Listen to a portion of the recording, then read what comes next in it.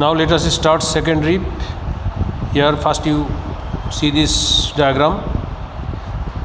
This is the diagram of the second rib, superior aspect.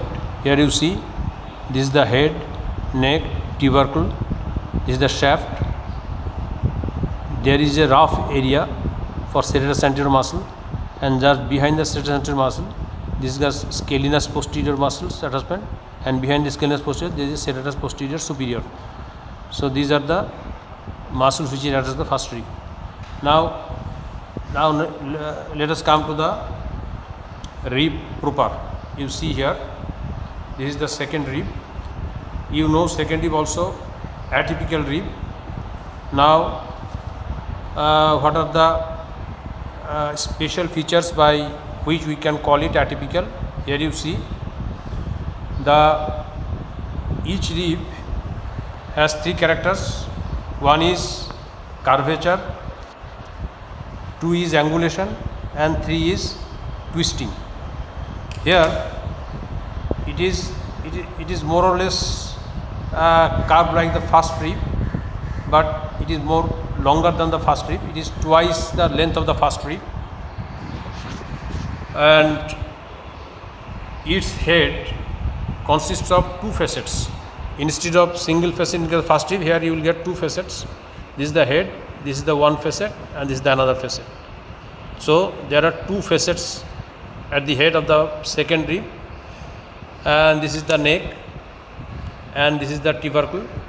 Tubercle has got two parts, medial part articular and lateral part is non-articular for the attachment of the lateral costotransverse ligament, and this articular part articulates with the transverse of the second thoracic vertebra. Now here see, this rib has got outer surface, inner surface, inner border, outer border. As this rib lies in the transitional zone. This rib lies in the transitional zone. That is, its outer surface is more upwards than outwards. Its inner surface is more inwards, is more downwards than inwards. Now, as it is in the transition zone, you see here.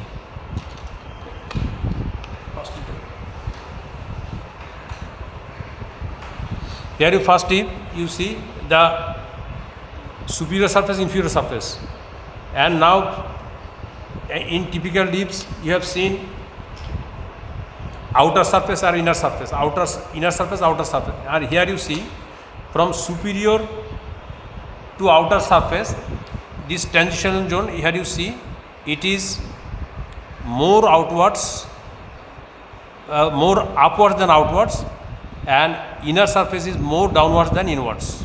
This is the one of the characteristics of the second rib.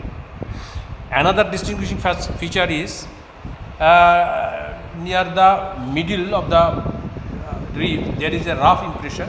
Here you see this rough impression. It looks like the callus formation of a broken rib. If there is if rib is broken, some callus is formed. So it looks like that callus formation.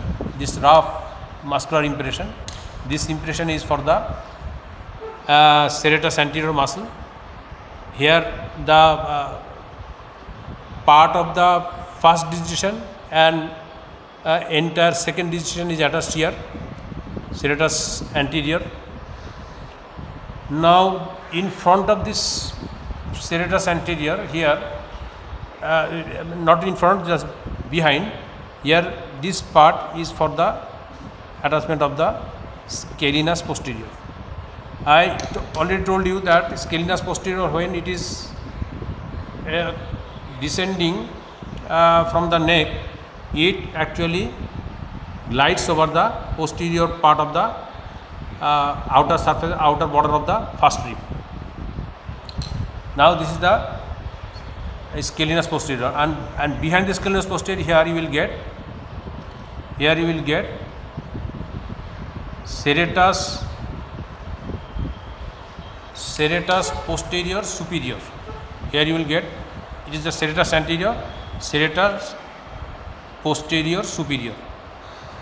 Now other features of this rib, other features is just like the typical ribs. So these are the distinguishing features. Now how to hold it in angle position? Same, head posteriorly and more medially than the anterior end.